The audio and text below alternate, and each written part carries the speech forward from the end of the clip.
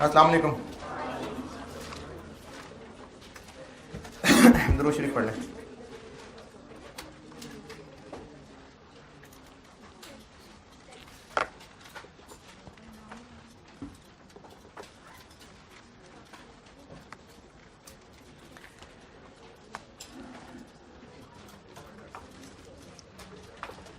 Weighted average से वो सवाल पूरा करने को कहा था।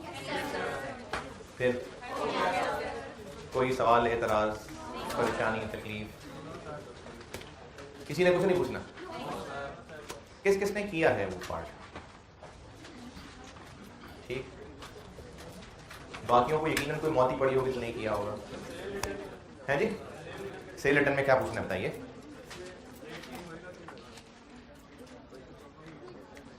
सेल रिटर्न से पहले वाली लाइन बताइएगा। सेल रिटर्न से पहले बैलेंस क्या था? सेल रिटर्न से पहले है 30 यूनिट्स हैं, 25.7। सेल रिटर्न से पहले का बैलेंस 30 यूनिट्स हैं, 25.3, अमाउंट 761, बस।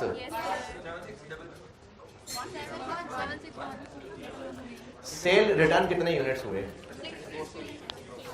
सेल रिटर्न हुए हैं 2 अलग अलग डेट्स वाले यूनिट्स, और आपको रिटर्न का तरीका बताया था कि रिटर्न करनी है उसी रेट पे जिस रेट पे वो रिकॉर्ड हुई थी। तो रिटर्न हुए थे कितने कितने? 60। ये जब बेचे थे तो किस रेट पे बेचे थे? और 10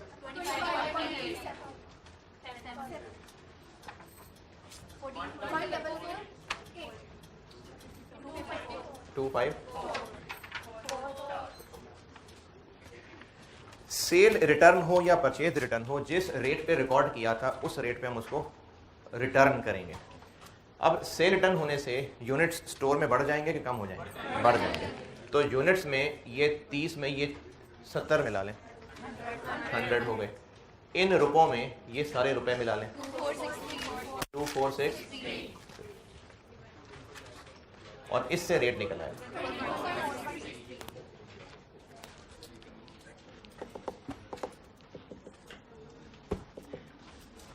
और इसमें कोई सवाल? चलेंगे। FIFO weighted average. Trading business कर रहा था मैं, फिनिश गुड्स और मैन्युफैक्चरिंग की हद तक raw material.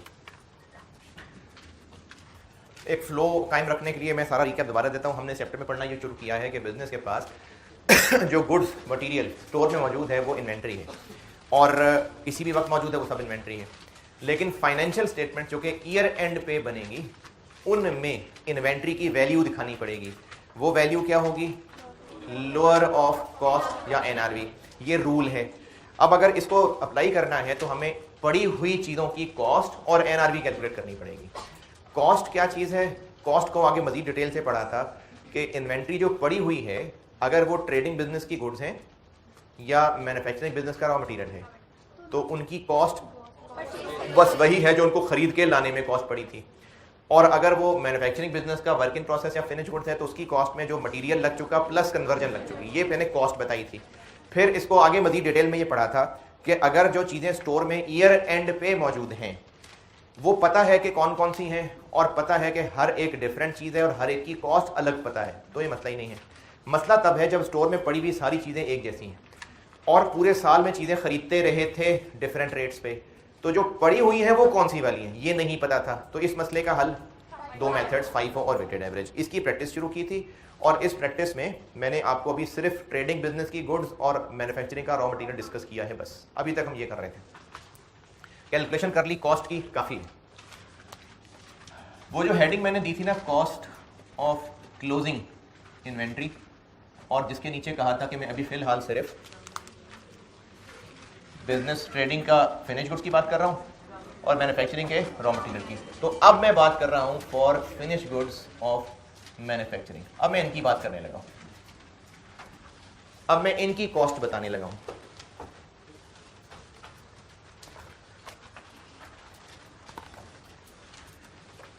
Cost of closing inventory ही पढ़ा रहा हूँ। शुरू बात यहाँ से की थी कि कॉस्ट और एनआरवी का कंपैरिजन करना है और उसके लिए कॉस्ट और एनआरवी दोनों निकालनी है। फिर मैंने कॉस्ट कैलकुलेट करनी शुरू की थी और कॉस्ट में मैंने आपको पहले ट्रेडिंग बिजनेस डिस्कस किया और मैन्युफैक्चरिंग का रॉ मटेरियल डिस्कस किया।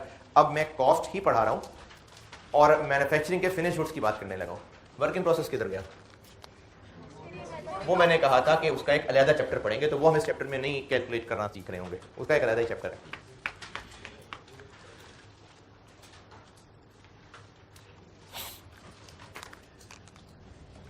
इनकी कॉस्ट कैसे कैलकुलेट करनी है इसके लिए भी हम FIFO वेटेड एवरेज ही की बात करेंगे, लेकिन उससे पहले 3 फार्मूले समझ लें, वो इधर कहीं ना कहीं इस्तेमाल होते हैं।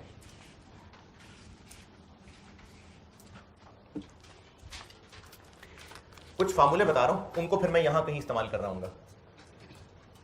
ये हेडिंग दे दी मैंने, ये हेडिंग है, अब इसी से आगे चल रहा हूं। 3 फार्मूले बता रहा हूं और उनका फिर हम कहीं इनके सवालों में कुछ इस्तेमाल करेंगे।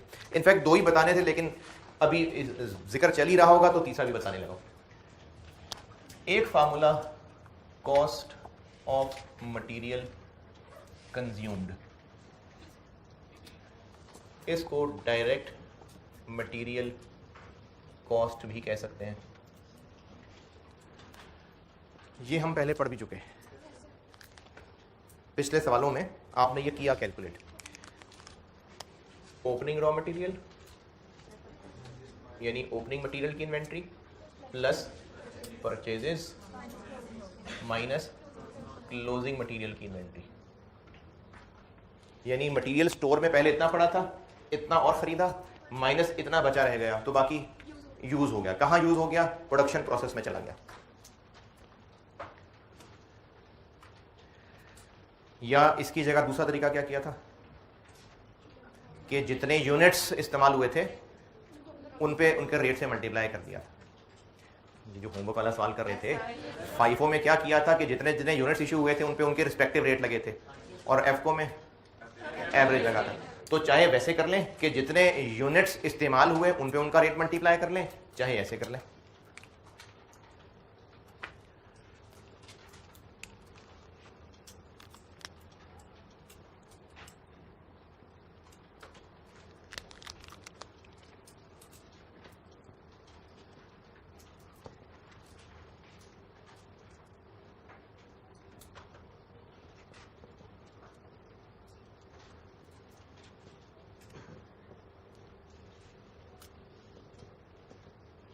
ये 2 काम किए थे हमने, ऐसे भी किया था, ऐसे भी किया था। एप्लीकेबल रेट से मेरी मुराद ये है कि अगर FIFO था तो जो उनका अपना अपना रेट था और वेटेड एवरेज है तो वही जो एवरेज रेट था। लेकिन पॉइंट क्या है कि जितने यूनिट्स इस्तेमाल हुए इनटू रेट पर यूनिट, चाहे ऐसे कर लें चाहे ऐसे कर लें। ये हम पिछले सालों में कर चुके। तो एक ये फार्मूला है,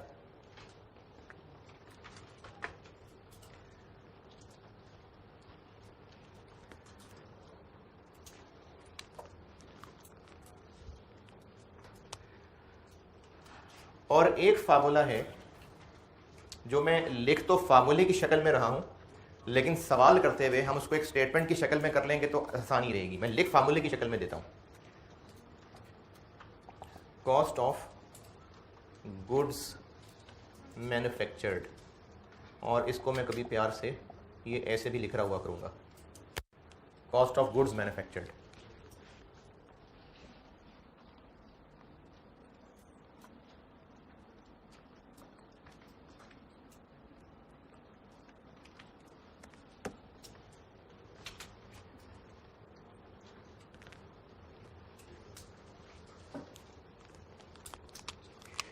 अच्छा, इसका फार्मूला जो लिख रहा हूं ना, ये अभी फिलहाल बस याद कर लीजिएगा।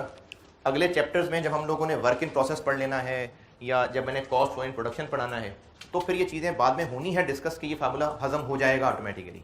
अभी बस याद करने की हद तक ही काफ़ी है। कॉस्ट ऑफ गुड्स मैन्युफैक्चर्ड निकलेगा direct material cost plus direct labour cost plus FOH। ये मैं लिख फार्मूले की हद तक रहा हूं, फार्मूले की शक्ल में, लेकिन इसको सॉल्व करते हुए ना अभी मैं सवाल कराऊंगा तो आप देखेंगे इस तरह लिखने में ज़्यादा आसान होगा अगर हम उसको स्टेटमेंट की शक्ल में लिखेंगे तो। लेकिन याद करने की हद तक मैं फार्मूला लिख रहा हूं। डायरेक्ट मटेरियल, इसमें direct labour cost, direct material cost, direct material cost plus direct labour cost plus FOH plus opening work in process inventory minus closing work in process inventory.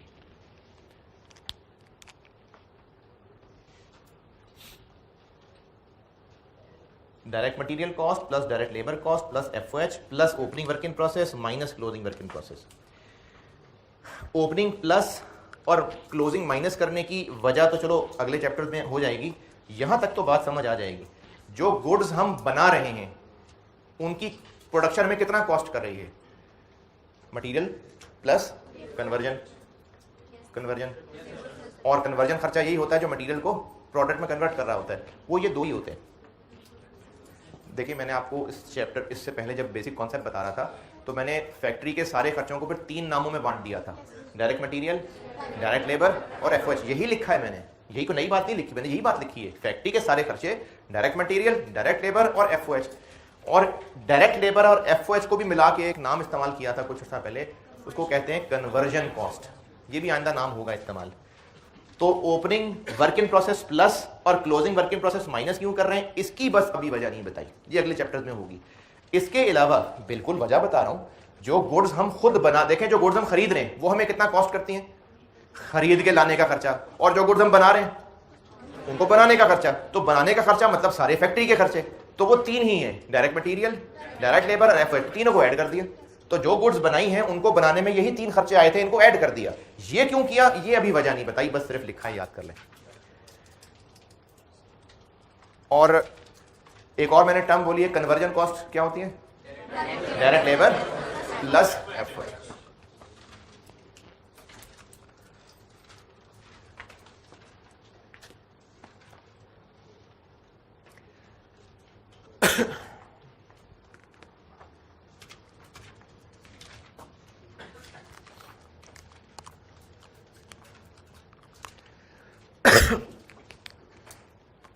और तीसरा फार्मूला सिर्फ ये चीज़ों का जिक्र हुआ इसलिए बता रहा हूं, वरना अभी कोई इतना खास ज़रूरी भी नहीं है। वो कॉस्ट ऑफ सेल्स या कॉस्ट ऑफ गुड्स सोल्ड, परसों तरसों क्या फार्मूले की शक्ल देखी थी कॉस्ट ऑफ सेल्स के लिए, opening stock plus purchases minus closing stock. और ये बात हो रही थी ट्रेडिंग बिजनेस की गुड्स की। कॉन्सेप्ट क्या था, फिनिश गुड्स के स्टोर में इतनी चीज़ें पहले मौजूद थी, प्लस और आई माइनस जो बची रह गई तो बाकी बिक गई। तो यही चीज हम फिनिश गुड्स मैन्युफैक्चरिंग पे लगाते हैं। स्टोर में जितनी पहले पड़ी थी प्लस जितनी और आई, वो कौन सी हैं जो और आई हैं, जो मैन्युफैक्चर हुई हैं, यानी प्लस परचेजेस की जगह पर अब ट्रेडिंग बिजनेस में फिनिश गुड्स खरीदी जा रही थी, मैन्युफैक्चरिंग में बनाई जा रही हैं। तो जो पहले मैंने परचेजेस का वर्ड ट्रेडिंग बिजनेस के लिए बोला था, मैन्युफैक्चरिंग बिजनेस के केस में उसकी जगह ये आ गया, माइनस क्लोजिंग फिनिश गुड्स। तो एक मैंने आपको ये फार्मूला लिख के दिया है,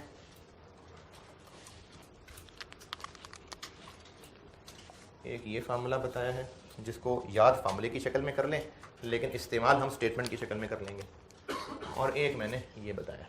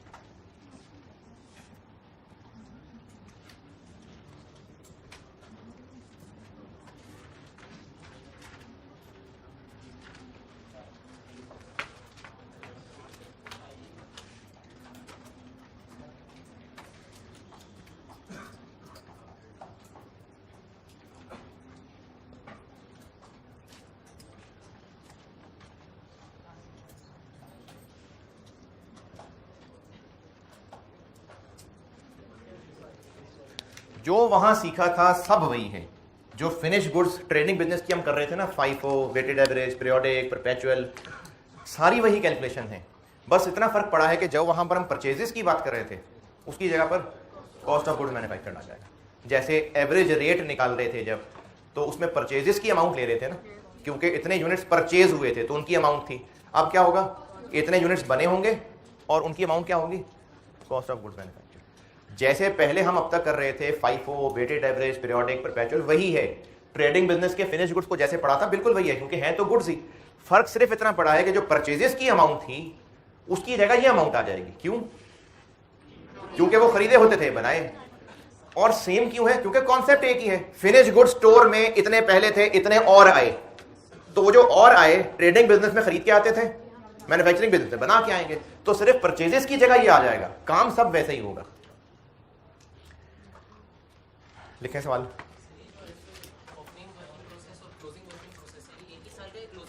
नहीं, उसी साल का, उसी साल का। ये किस साल का है? ये किस साल का है? तो ये भी इसी साल का।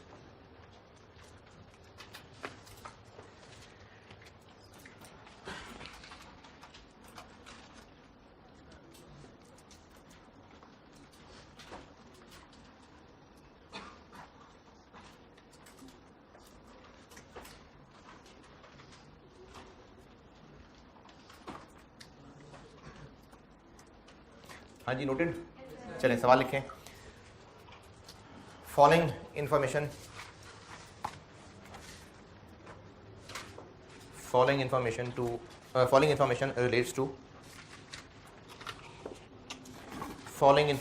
relates to a manufacturing business for the month of June.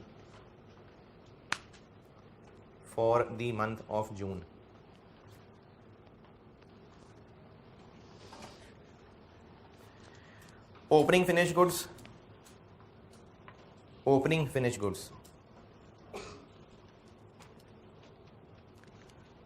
150 units,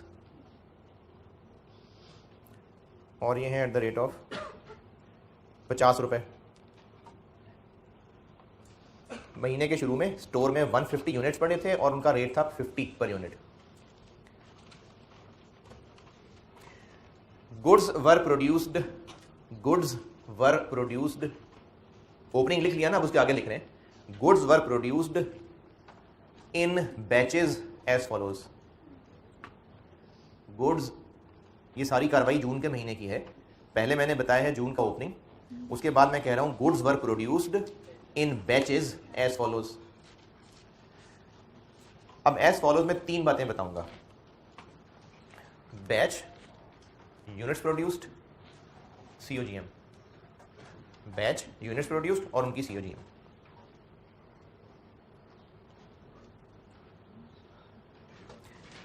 batch में 1, यानी जो इस महीने पहला बैच बना 1, इसमें यूनिट्स बने 550 550 और उनकी COGM थी 29700। रिपीट, जो पहला बैच था, फर्स्ट बैच, उसमें 550 यूनिट्स बने और उनकी कॉस्ट ऑफ गुड्स मैन्युफैक्चर्ड थी 29,700, 29700। सेकंड बैच,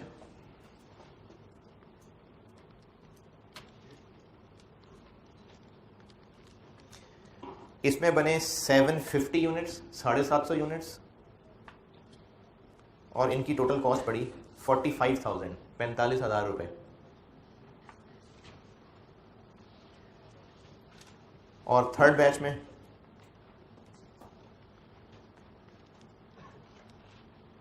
600 यूनिट्स बने, 600 यूनिट्स, और इनकी कॉस्ट ऑफ गुड्स मैन्युफैक्चर्ड थी 38400, 38400। चलिए, प्रोडक्शन यही थी। सेल्स फॉर द मंथ,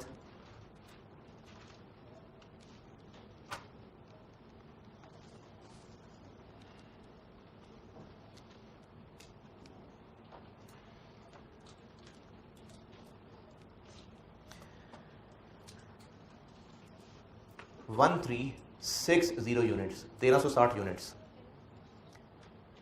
पूरे महीने में 1360, 1360 यूनिट्स पूरे महीने में 1360 यूनिट्स सेल हुए हैं। रिक्वायर्ड है आपसे cost of closing finish goods inventory, cost of closing finish goods inventory using cost of closing finished goods inventory using number 1 FIFO method और नंबर 2 FCO मेथड। अच्छा, अब देखें जो डाटा है ये ऐसे ही है ना जैसे मैंने परचेजेस दी होती, अब मैंने cost of goods manufactured they the. FIFO में हमें परचेजेस तरतीब से दी होती थी, अब मैंने तरतीब से आपको मैन्युफैक्चरिंग बता दी, तो जो परचेजेस की अमाउंट उसकी जगह कॉस्ट ऑफ गुड्स मैन्युफैक्चर्ड आ गई। सवाल करने का तरीका वैसे ही है, करें। मैंने तो बताया ही नहीं कि परपेचुअल के पीरियोडिक, हाँ जी, सवाल की शक्ल देखें तो परपेचुअल लगा ही नहीं सकते आप, मैंने कोई दी नहीं है डेट, परपेचुअल कैसे लगाएंगे? तो पीरियोडिक ही है भाई, डेट्स होंगी तो परपेचुअल लगाएंगे ना, मैंने तो बताई नहीं डेट्स, तो इसलिए पीरियोडिक ही लग रहा होगा। करिए, FIFO भी करिए और FCO भी करिए।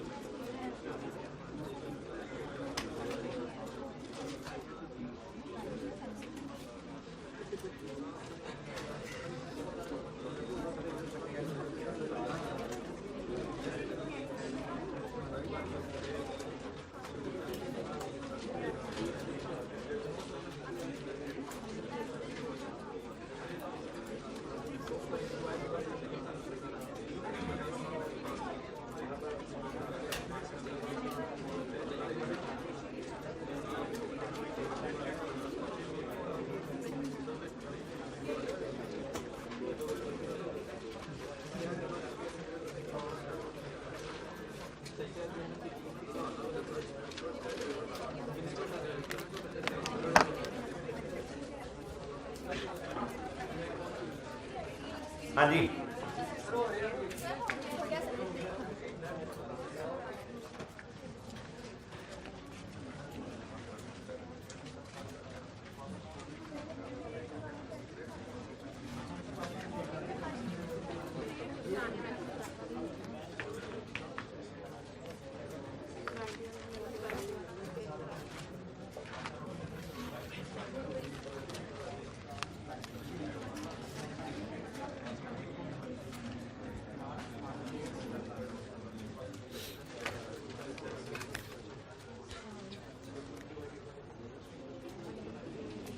इतनी देर में हो जाना चाहिए था।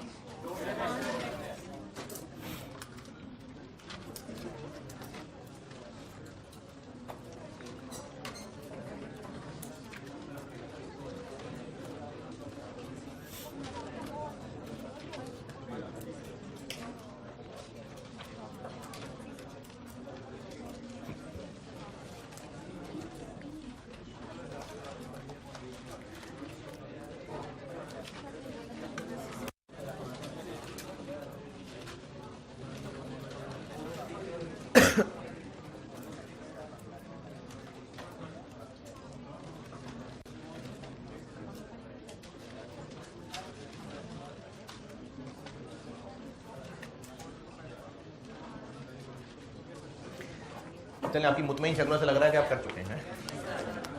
क्लोजिंग स्टॉक कितना बचा हुआ है? 690, क्योंकि पहले 150 थे, फिर 550 बनाए, 750 बनाए, 600 बनाए और 1360 बेच दिए, तो 690 रह गए। इतने यूनिट्स रहते हैं। और FIFO का मतलब है कि इनमें से होंगे और 90 इसमें से होंगे, क्योंकि जो सबसे आखिर में आए हैं उनमें से बचे होंगे, फिर जो उससे पहले थे। तो क्लोजिंग स्टॉक की कॉस्ट बन गई 90 यूनिट्स इनमें से, और ये जो 90 यूनिट्स हैं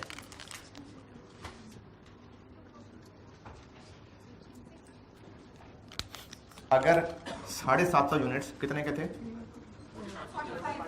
40, तो फिर एक कितने का था? 60 का। इसी तरह ये 600, वैसे तो 600 पूरे के पूरे ही हैं, लेकिन चलें लिख लेते हैं। 600 यूनिट्स कितने के थे? 38,400, तो एक कितने का था? 64। तो इस वक्त जो स्टॉक में पड़े हुए हैं 600 यूनिट्स 64 वाले और 90 यूनिट्स 60 वाले, और इनकी टोटल अमाउंट बना लेते हैं। तो ये जो 90 यूनिट्स हैं ये 5400 के हैं, और ये 38,400, 43। जी सही है। देखा कितनी आसान है कॉस्ट यार। या तो आप बहुत लाइक हैं सारे हैं, और 690 में कोई एतराज, मुश्किल, परेशानी? ये रेट निकालना ना समझ आया? ठीक है, वो मैं रेट भी समझाना चाह रहा था कि रेट कैसे निकालें। अगर डायरेक्टली कर दिया कोई बात नहीं, डायरेक्टली कर दिया, ठीक है। FIFO done. एफको के लिए सबको मिला के उनका एवरेज रेट निकाल लेते हैं।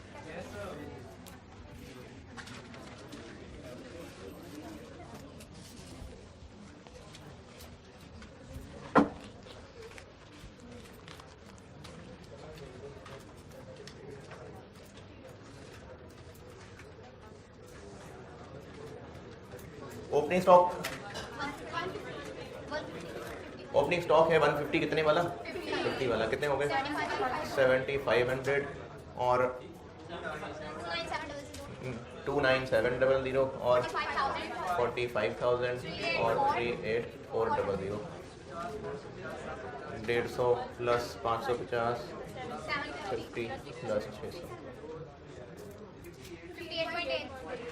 58.83। ये आ गया एवरेज रेट, और क्लोजिंग स्टॉक बन जाएगा 690 इंटू 4059। ले, ये मैन्युफैक्चरिंग बिजनेस की फिनिश गुड इन्वेंट्री की कॉस्ट। चलें अब थोड़ी प्रैक्टिस ना उस कॉस्ट ऑफ गुड्स मैन्युफैक्चर्ड की कर लेते हैं। ये सवाल जो आप करने लगे हैं ये एक्चुअली कॉस्ट अकाउंटिंग के नहीं है, ये पुराने FR1 के हैं, लेकिन कॉस्ट ऑफ गुड्स मैन्युफैक्चर्ड की प्रैक्टिस इससे अच्छी हो जाती है। तो बेसिक कॉन्सेप्ट्स वाले नोट्स में आ जाएं, जो इससे पहले वाले नोट्स थे। मैंने उसमें से कुछ क्वेश्चंस पेंडिंग किए थे कि अगले चैप्टर में करेंगे। जो बेसिक कॉस्टिंग कॉन्सेप्ट्स पहले पढ़ा था उसके नोट्स पे आइए।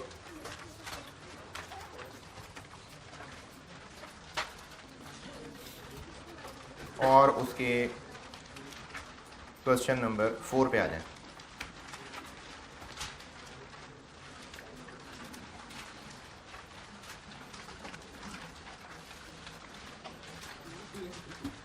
क्वेश्चन नंबर 4 पे आ जाइए। NKL पढ़ लीजिए, मैं करता हूँ बोर्ड पे।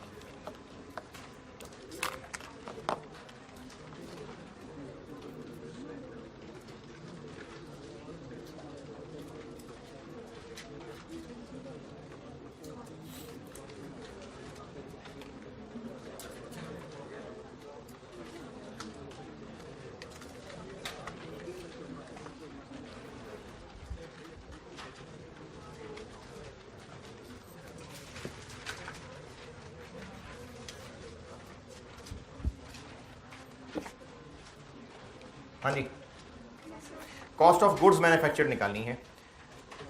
कॉस्ट ऑफ गुड्स मैन्युफैक्चर के लिए direct material cost, direct labour cost, FOH, opening working process, closing working process, ये इस्तेमाल होगा। तो चूंकि एक लिस्ट की शक्ल में है तो मैंने कहा था कि इसको हम फार्मूले की बजाय इसको स्टेटमेंट की शक्ल में बना लेंगे। Question number 4 cost of goods manufactured निकालने लगा। Direct material cost,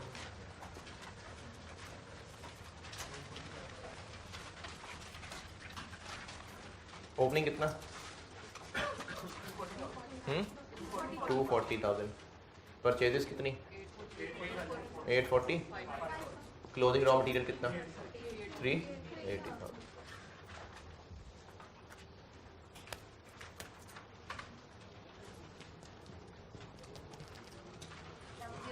direct material cost अभी यही बताई थी ना, opening raw material plus purchases minus closing raw material.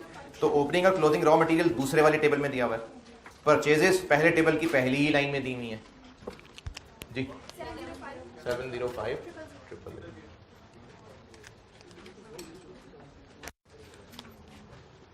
Direct labour जी 735। FOH, अब इस FOH में देख लेते हैं, टेबल को ढूंढ लेते हैं। सेलिंग कॉस्ट फैक्ट्री का खर्चा है, सेलिंग कॉस्ट नहीं। देखिए बिजनेस के ना मुख्तलिफ फंक्शन होते हैं, जैसे कॉलेज की मिसाल ले लें, आल्दो की मैन्युफैक्चरिंग बिजनेस नहीं है। सिक्योरिटी एक अलहदा फंक्शन है, एडमिशन एक अलहदा फंक्शन है, मार्केटिंग के लोग अलहदा होते होंगे, ऑनलाइन टेक्निकल सपोर्ट के लोग अलहदा हैं, टीचिंग फैकल्टी अलहदा है, TS सपोर्ट अलहदा है, कैंटीन अलहदा है। तो हर बिजनेस की मुख्तलिफ फंक्शन होते हैं। फैक्ट्री फंक्शन या प्रोडक्शन फंक्शन होता है जिसका काम सिर्फ प्रोडक्शन करना है, प्रोडक्शन फंक्शन फैक्ट्री होती है। उसके अलावा बिजनेस के सेल्स के लोग और उनका डिपार्टमेंट और परचेज के लोग और, तो सेलिंग कॉस्ट फैक्ट्री की कॉस्ट है। फैक्ट्री में क्या होता है प्रोडक्शन, फैक्ट्री में प्रोडक्शन एक्टिविटी हो रही होती है, सेलिंग कॉस्ट फैक्ट्री की कॉस्ट होगी। तो यहां FOH में लिखूं नहीं। प्लांट एंड मशीनरी फैक्ट्री का खर्चा है, हाँ जी, तो इसकी डेप्रिसिएशन बिल्कुल FOH है। कितनी 80,000। डिस्ट्रीब्यूशन कॉस्ट, ये भी एक सेलिंग से रिलेटेड एक्टिविटी होती है, तो ये FOH है नहीं। फैक्ट्री मैनेजर की सैलरी बिल्कुल फैक्ट्री ओवरहेड्स हैं।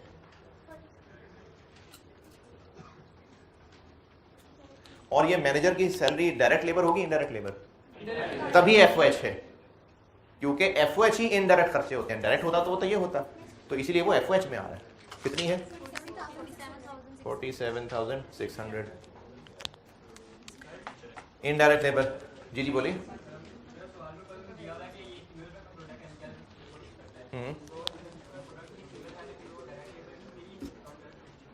है सिंगल प्रोडक्ट का इससे क्या ताल्लुक है? हाँ हाँ, मतलब बिजनेस एक ही प्रोडक्ट बना के बेचता है, उस प्रोडक्ट का एक यूनिट बनाने में कितने रुपए की सैलरी लगती होगी? नहीं ना, मतलब उसका ताल्लुक नहीं है डायरेक्ट। डायरेक्ट खर्चा होता है जो एक यूनिट के लिए करेक्टली कैलकुलेट हो सकता है, तो सैलरी तो नहीं एक यूनिट के लिए कैलकुलेट होती। वैसे अगर जबरदस्ती total salary divided by units करना हो तो कैलकुलेटर तो कर देगा, लेकिन कॉन्सेप्चुअली वो एक यूनिट के लिए चीज नहीं है सैलरी मैनेजर की। इनडायरेक्ट लेबर कितना? 148,000। इनडायरेक्ट मटेरियल वो भी एफओएच होता है। क्या जी? इनडायरेक्ट मटेरियल, इनडायरेक्ट मटेरियल मैंने बताया था ना कि मटेरियल जो चीज फिजिकली, कौन पूछ रहा है? मटेरियल कॉस्ट वो है जो चीज भी फिजिकली एग्जिस्ट कर रही है, जो कंज्यूम हो रही है, वो मटेरियल कॉस्ट है। डायरेक्ट मटेरियल वो होता है जो प्रोडक्ट का हिस्सा बन रहा होता है। जैसे ये है, अब इसमें ये लकड़ी और ये कपड़ा, ये इसका हिस्सा है और इसका एक स्टैंडर्ड साइज है, तो बिजनेस को पता होगा ना कि एक डस्टर बनाने के लिए कितने रुपए की लकड़ी और कितने रुपए का ये कपड़ा लगता है। ये डायरेक्ट मटेरियल है। इनडायरेक्ट मटेरियल ये होता है कि जो है तो एक कंज्यूम होने वाली चीज, लेकिन प्रोडक्ट का हिस्सा नहीं बन रही, मामूली खर्चा है। जैसे हो सकता है डस्टर्स बना लेने के बाद इनको एक ड्रम में डाला जाता हो जिसमें इनके ऊपर वार्निश हो जाती हो, कोई पॉलिश हो जाती हो, तो वो पॉलिश भी एक फिजिकल चीज है, कंज्यूम होने वाली चीज है, मटेरियल है, लेकिन वो इसका हिस्सा नहीं बन रहा। और ये भी कैलकुलेट नहीं हो सकता कि एक डस्टर बनाने के लिए कितने रुपए की पॉलिश लगती है, वो इनडायरेक्ट मटेरियल है। इसी तरह से ये जो फर्नीचर है जिसपे आप ये बैठे हुए बेंचेस हैं, कपड़ा, फोम, मेटल, ये डायरेक्ट मटेरियल है। इसमें लगने वाली कीलें, ये पता नहीं कभी ज्यादा लग जाती होंगी, कभी कम लग जाती होंगी, गिनी भी नहीं जाती होंगी, मामूली खर्चा है, ये इनडायरेक्ट मटेरियल है। लेकिन कपड़ा, फोम, मेटल, ये डायरेक्ट मटेरियल है। और इनडायरेक्ट मटेरियल कितना? 45,000। अदर प्रोडक्शन ओवरहेड्स, ये भी फैक्ट्री के हैं, 84,000। अदर अकाउंटिंग कॉस्ट, ये ऑफिस में बैठे हुए लोग होते हैं, अकाउंटिंग में एसी लगा के बैठे होते हैं, तो ये फैक्ट्री वाले लोग नहीं है। अदर एडमिनिस्ट्रेटिव ओवरहेड्स, ये भी ऑफिस के खर्चे हैं। अच्छा, ऑफिस और फैक्ट्री को ना दो अलग अलग चीजें समझें, शायद मुझे लगता है मैंने पहले बताई हुई है बात। फैक्ट्री होती है नॉर्मली शहर से दूर किसी गांव वगैरह के एरिया में, जहां जमीन भी सस्ती है, खुला एरिया है, पोल्यूशन भी फैले तो कोई मसला नहीं है, वहां पर सिर्फ प्रोडक्शन हो रही होती है। लेकिन बिजनेसेस अपना शहर में एक मेन ऑफिस बनाते हैं जहां पर सेल्स वाले लोग बैठे होंगे, मैनेजमेंट के लोग बैठे होंगे, फाइनेंस के लोग बैठे होंगे, एडमिन के लोग बैठे होंगे, वो बाकी सारे काम उस ऑफिस में हो रहे होते हैं। जैसे जो कुछ बेकरीज की ब्रांचेस होंगी, जैसे गोरमे चले, तो जो गोरमे की ब्रांचेस होंगी वो तो हर शहर हर इलाके में होंगी, लेकिन उन्होंने अपना एक हेड ऑफिस भी बनाया होगा। उस बिजनेस को संभालने चलाने वाले भी तो लोग कहीं बैठते होंगे ना, तो वो एक ऑफिस होगा, वो तो गुलबर्ग में भी कहीं है, तो वो ऑफिस फैक्ट्री से एक अलग चीज होती है। तो ये जो एडमिनिस्ट्रेटिव, सेलिंग, अकाउंटिंग, ये सब उस ऑफिस के खर्चे होते हैं, तो ये फैक्ट्री से अलग हैं, इसलिए इन चारों पांचों को यहां नहीं लिखा। और ये हो पूरे, ये क्या बना? 404600, ठीक नहीं? 4046। मटेरियल, लेबर, एफओएच, और इसमें ऐड हो जाएगा ओपनिंग वर्क इन प्रोसेस, कितना? 340,000, और इसमें से लेस हो जाएगा क्लोजिंग वर्क इन प्रोसेस 270,000। तो जो आंसर आएगा ये कॉस्ट ऑफ गुड्स मैन्युफैक्चर्ड होगा।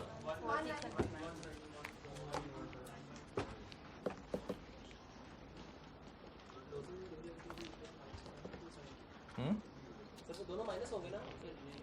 नहीं, ये माइनस है, वो ऐड है। ओपनिंग ऐड लिखा था मैंने, opening work in process add लिखा था, क्लोजिंग माइनस लिखा था। अभी मैंने फार्मूला लिखा था कुछ देर पहले यहाँ।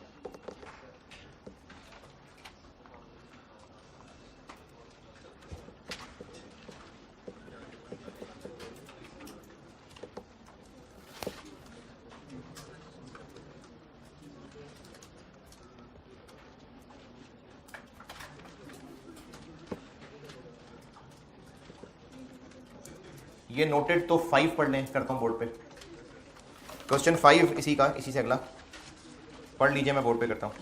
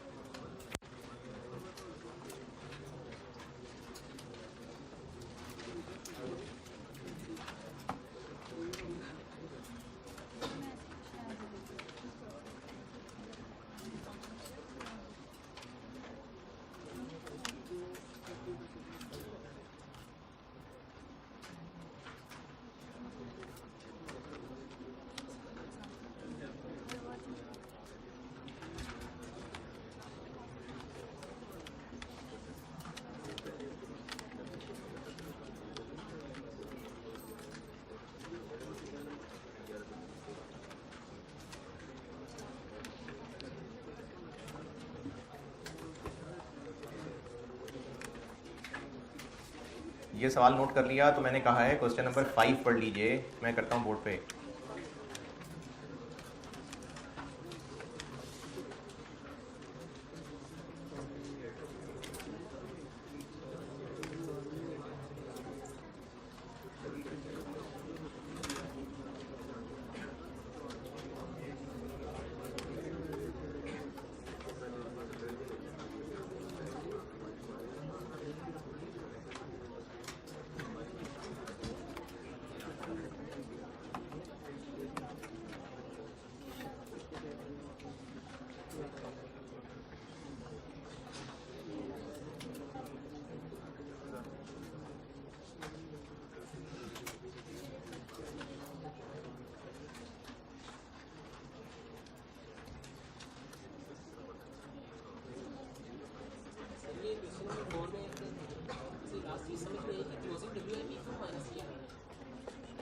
नहीं समझाया,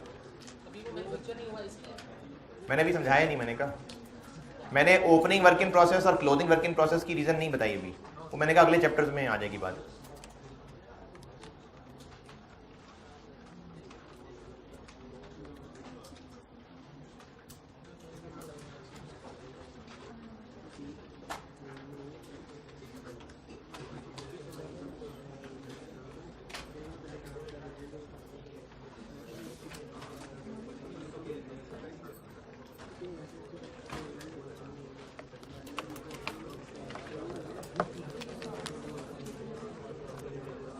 हाँ जी, सवाल पढ़ रहे थे आप, पढ़ लिया? कौन था भला? क्वेश्चन 5, सोया फ्राई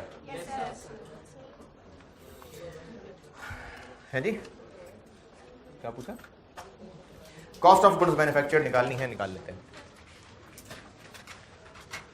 अच्छा, अगर इसमें कॉस्ट ऑफ गुड्स सोल्ड पूछी होती तो कॉस्ट ऑफ गुड्स मैन्युफैक्चर्ड निकल आई आगे। अब ओपनिंग क्लोजिंग फिनिश गुड्स का यूज करते हैं और कॉस्ट ऑफ सेल्स निकल आते हैं। ठीक,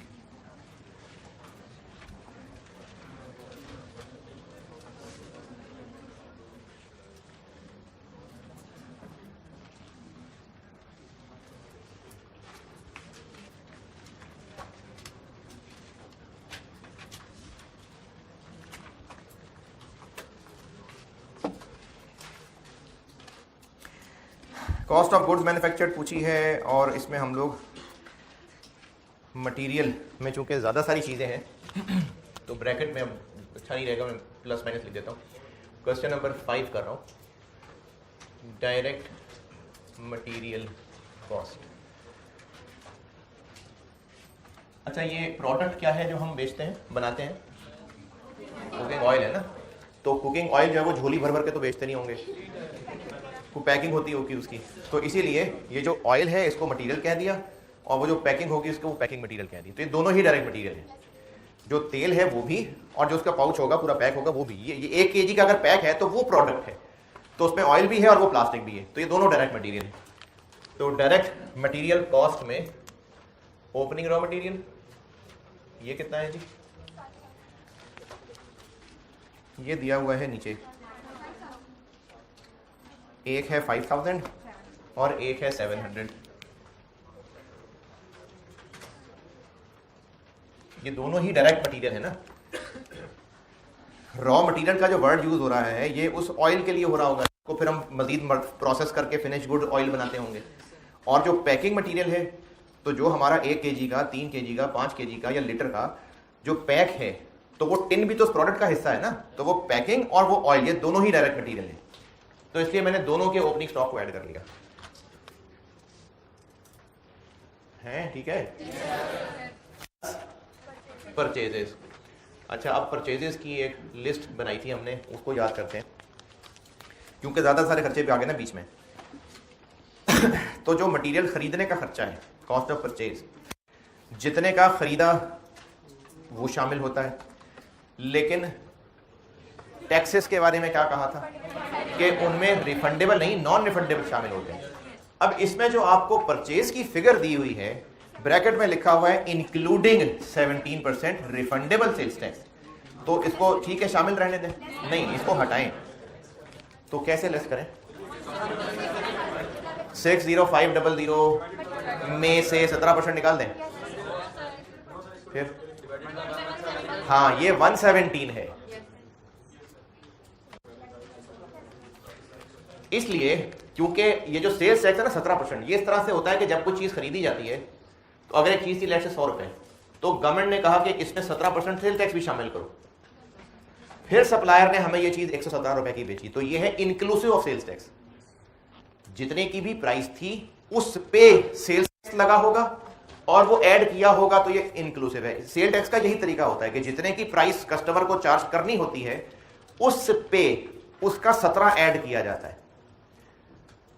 सेल टैक्स आपके सिलेबस पे है शायद, तो आप हैं पढ़ लिया?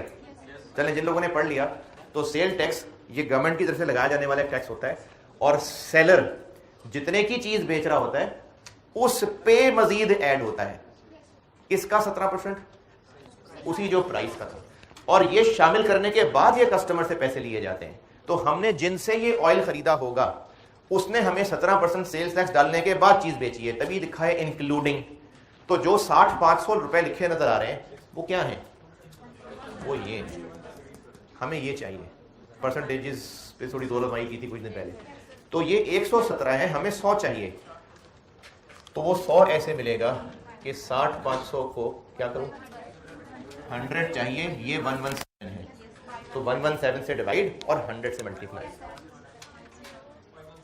ठीक है, वो आ जाएगा, भी और आगे ऐड कर रहा हूँ चीजें।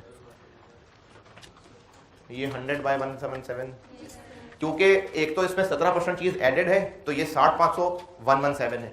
और इसको शामिल इसलिए नहीं रहने देना क्योंकि ये रिफंडेबल सेल्स टैक्स है और वो नहीं करना होता हमने परचेज में शामिल, इसलिए उसको निकालने के लिए ऐसा किया है। नहीं समझ आई?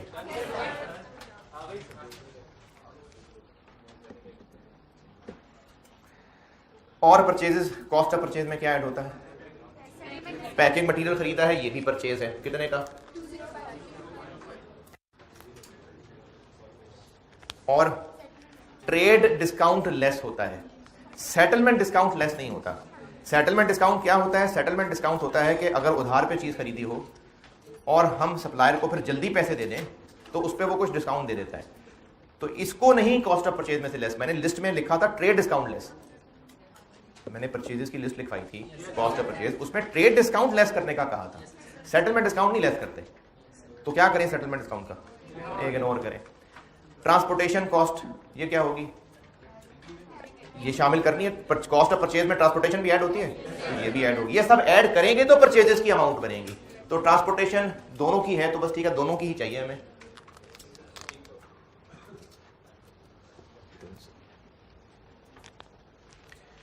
ये अब सब चीजें मिलेंगी तो फिर ये परचेजेस बनी है।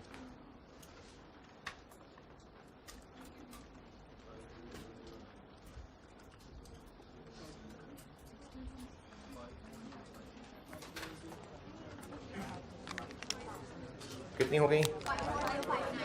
5405।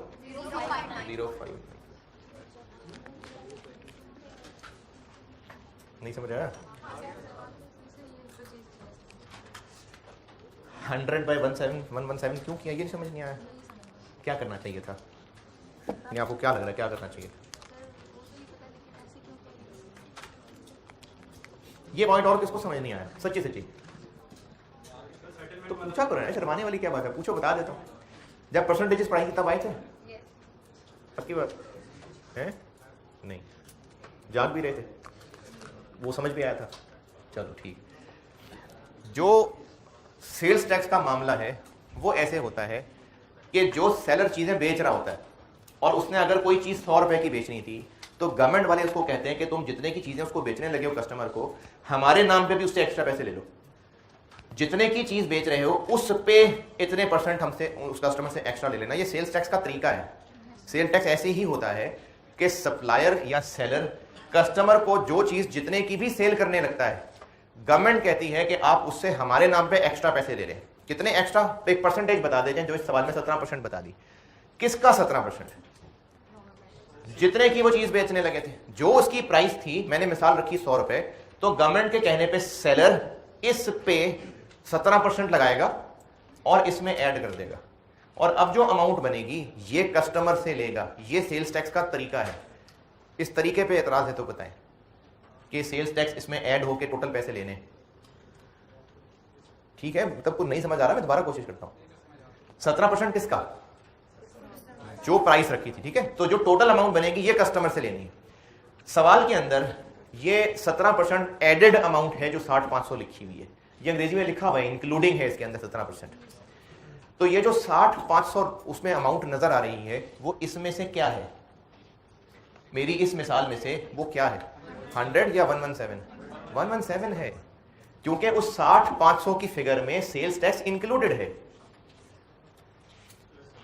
सेलर ने चीज इतने की बेचनी थी, 17% ऐड किया और कस्टमर से 117 रुपए लेगा। 117 में सेल्स टैक्स इंक्लूडेड है या नहीं है? इंक्लूडेड है। 100 रुपए में नहीं, तो 17% इंक्लूडेड है, तो वो इसकी बात हो रही होगी कि इसकी बात हो रही होगी? इसी की बात हो रही होगी ना। तो 60,500 जो सवाल में लिखा हुआ है उसके साथ क्या लिखा है ब्रैकेट के अंदर? Raw material purchases. कौन सी परचेजेस? ब्रैकेट में लिखा है इंक्लूडिंग 17% सेल्स टैक्स। यानी इस 60,500 के अंदर सेल टैक्स शामिल है या अभी करना है? शुक्र है ना, शामिल। तो वो जो 60,500 है वो इन दोनों में से कौन सी चीज हुई फिर? 117। तो हमें जो सेल्स टैक्स रिफंडेबल होता है वो कॉस्ट ऑफ परचेज में शामिल करना होता है, नॉन रिफंडेबल करना होता है, रिफंडेबल नहीं करना होता।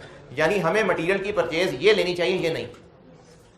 और अगर 17% नॉन रिफंडेबल होता तो फिर ठीक था, लेकिन रिफंडेबल है तो हमें ये फिगर करनी है, ये नहीं करनी। 60,500 अभी इनमें से क्या है? हमें क्या चाहिए? 100। तो इसको 117 से 100 बनाना है, 117 से डिवाइड, 100 से मल्टीप्लाई। ये उस दिन परसेंटेजेस वाली प्रैक्टिस में ये काम किया। ट्रेड डिस्काउंट क्या होता है? ट्रेड डिस्काउंट होता है कि जब सप्लायर से बायर नेगोशिएट कर रहा होता है, सप्लायर ने बताया कि 10,000 रुपए का है, बायर ने कहा थोड़े पैसे कम करो, करते करते बात 500 रुपए पे डन हो गई। तो वो जो प्राइस कस्टमर को बताई गई थी उसमें जो कमी की है, वो कमी क्यों की सेलर ने? ताकि ट्रेड हो जाए ना। इस कमी को ट्रेड डिस्काउंट कहते हैं। अगर एक चीज सप्लायर बता ही 500 रुपए की रहा है और फिर नेगोशिएट करके उसमें से 50 छोड़ के 450 की बेचे, तो खरीदने वाले को चीज कितने की पड़ी? 450। इसलिए फार्मूले में लिखाया था कि जो प्राइस बताई गई है वो माइनस ट्रेड डिस्काउंट। तो हाँ, ये माइनस होता है। सेटलमेंट डिस्काउंट चीज खरीदने का नहीं है। सेटलमेंट डिस्काउंट होता है कि अब ये चीज सप्लायर से उधार पे खरीदी और सप्लायर ने कहा कि पैसे तुम दे देना 45 दिन बाद। 4 ही 5 दिन गुजरे, सप्लायर ने कहा जल्दी दे दो पैसे यार। जी मैं तो जल्दी नहीं दूंगा। उसने कहा जल्दी पैसे दे दो, मैं तुम्हें डिस्काउंट दे दूंगा। तो अब ये डिस्काउंट किस वजह से है? चीज खरीदने की वजह से या पैसे जल्दी देने की वजह से? तो खरीदने के लिए तो नहीं है ना। तो इसलिए settlement discount cost of purchase में से लेस नहीं होता।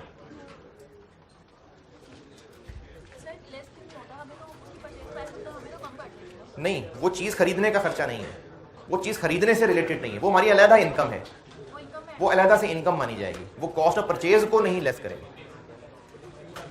अरे यार ये सवाल तो मैंने करा लेना था। नहीं निकाल कोई नहीं, बस जल्दी जल्दी परचेजेस के बाद closing raw material. Closing raw material